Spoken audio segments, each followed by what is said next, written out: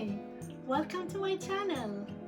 My name is Brenda Pearson, and if it's your first time here in my channel, please don't forget to click the subscribe button and the notification bell.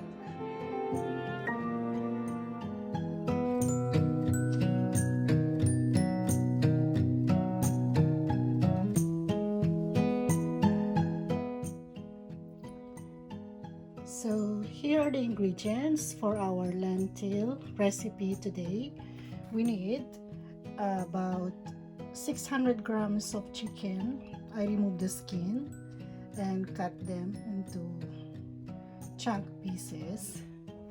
We need about half tablespoon of chopped garlic, 1 onion. We need bell pepper, leek, and carrots, 2 glasses of water, 1 cup of lentil, a cup of tomato sauce. With the tomato sauce, you may use the fresh tomatoes, but I would suggest to remove the seeds and the skin of the tomatoes.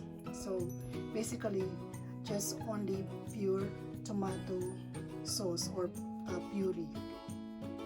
We also need 1 tablespoon of olive oil, 1 tablespoon of light soy sauce. So in this recipe, we're going to use the lemongrass oil and ginger oil.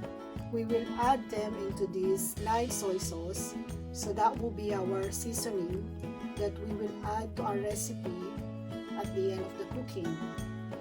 Or you might use rosemary and thyme. So it depends what your choice, either rosemary and thyme or the ginger and lemongrass. So let's get started. So first, preheat the pan and then add the olive oil.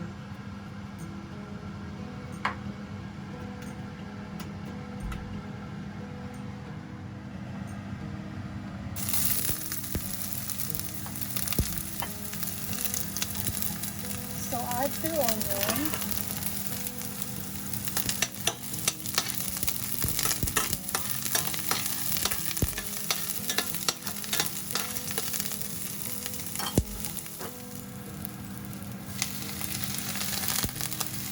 Add the red pepper.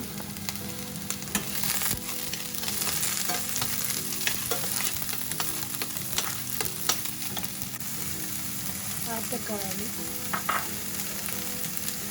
Add the leek.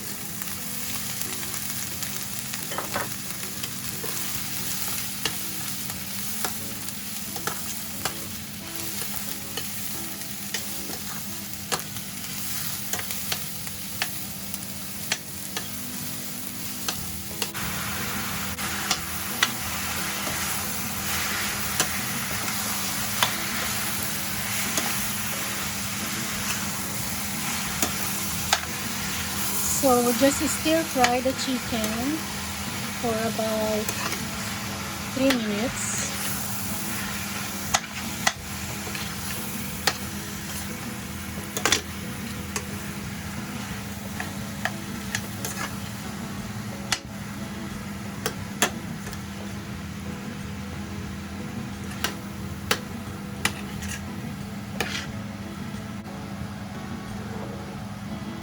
Then add the tomato sauce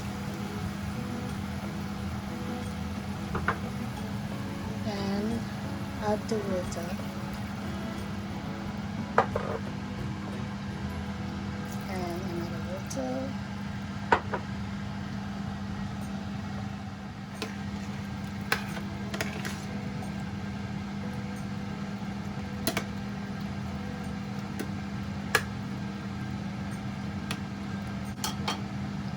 Then cover it and simmer it for 25 minutes. So okay, after 25 minutes,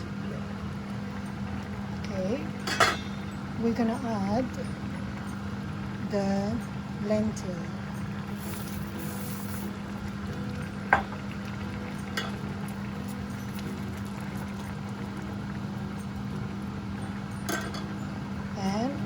gonna add the carrots.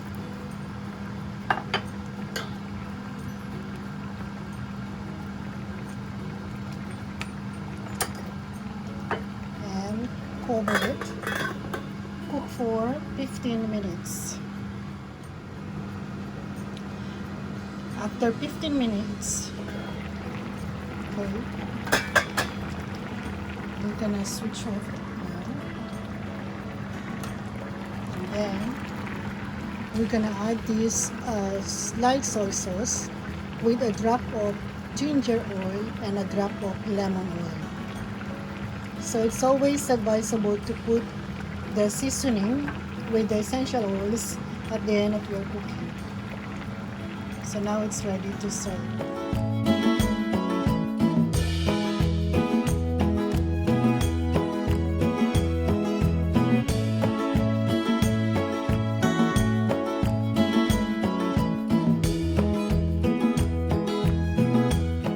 I hope you enjoy watching this video, and please don't forget to give me a thumbs up and leave some comments.